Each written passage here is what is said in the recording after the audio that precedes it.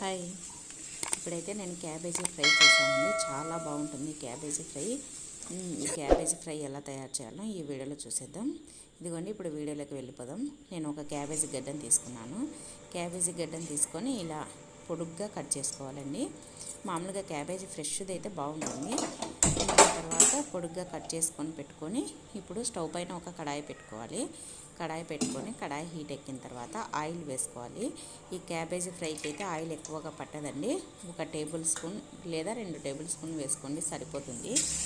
ఇంకా ఇప్పుడైతే ఆయిల్ వేడెక్కింది కదా, దీంట్లో జీలకర్ర, ఆవాలు, తర్వాత ఒక ఆనియన్ కట్ చేసుకున్నానండి పొడిగ్గా. ఇప్పుడు మన క్యాబేజీ పొడిగ్గా కట్ చేసుకున్నాం కదా, అందుకోసమని ఆనియన్స్ కూడా పొడిగ్గా కట్ చేసుకుని బాగుంటుంది. చాలా బాగుంటుంది. రైస్లోకి, చపాతీలోకి, రోటీస్లోకి, పప్పుచారులోకి, దేంట్లోకైనా సూపర్గా ఉంటుంది ఈ క్యాబేజీ ఫ్రై. ఇప్పుడైతే 1 టేబుల్ స్పూన్ పచ్చిశనగపప్పు వేసుకోవాలి. దీంట్లోనే కరివేపాకు కూడా వేసుకోవాలి.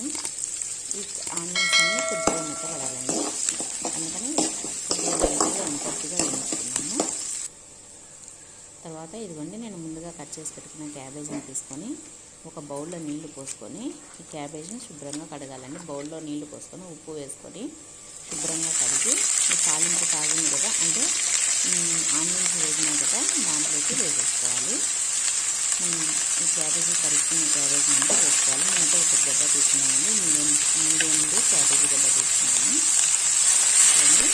ఇలా మొత్తం శుభ్రంగా కడిగి వేసుకోవాలి. వేసుకున్న తర్వాత ఈ ఆనియన్స్ ఆయిల్ అన్నీ కలిపేటట్టు క్యాబేజీకి బాగా కలుపుకోవాలి. మనకు మనం నీళ్ళలో కడిగి వేస్తాం కదా, కొద్దిగా నీళ్ళు వస్తాయి, అందుకని హై ఫ్లేమ్లోనే పెట్టుకొని కొద్దిగా వేయించుకోవాలి. మామూలుగా సిమ్లో పెట్టేస్తే నీళ్ళు అనేసి ముద్దగా వస్తుంది, అందుకోసం హై ఫ్లేమ్లోనే పెట్టుకోండి. హై ఫ్లేమ్లో పెట్టుకుని వేయించితే ముద్ద రాకుండా ఉంటుందన్నమాట. అంతా బాగా కలుపుకోవాలండి, మాడిపోకుండా అలా కలుపుతూనే ఉండాలి. అంటే హై ఫ్లేమ్లో పెట్టినాం కదా, అందుకోసం అనేసి కలుపుకున్న తర్వాత ఇప్పుడు కొద్దిగా వాటర్ అంతా పోయినాయండి. ఇప్పుడు దీంట్లో పసుపు 1/2 టేబుల్ స్పూన్ పసుపు వేసుకోవాలి. తర్వాత 1 టేబుల్ స్పూన్ ఉప్పు వేసుకోవాలి. నేనైతే 1/2 టేబుల్ స్పూన్ వేసాను, నేను ఇంకా 1/2 టేబుల్ స్పూన్లో వేసాను. 1 టేబుల్ స్పూన్ ఉప్పు వేసుకోవాలి. ఉప్పు పసుపు వేసిన తర్వాత ఇదైతే కలిసేటట్టు బాగా కలుపుకోవాలి.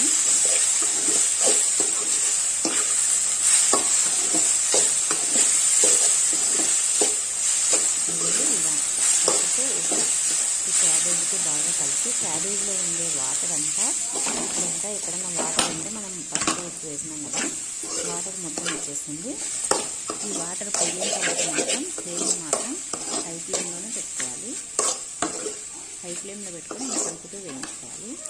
చాలా బాగుంటుంది. మీరు కూడా ఒకసారి ట్రై చేయండి, సూపర్గా ఉంటుంది. క్యాబేజీ తినని వాళ్ళు కూడా, కొంతమంది క్యాబేజీ పడదు కదా, స్మెల్ ఉంటుందని ఈ విధంగా చేయండి. అసలు స్మెల్ అనేదే ఉండదు.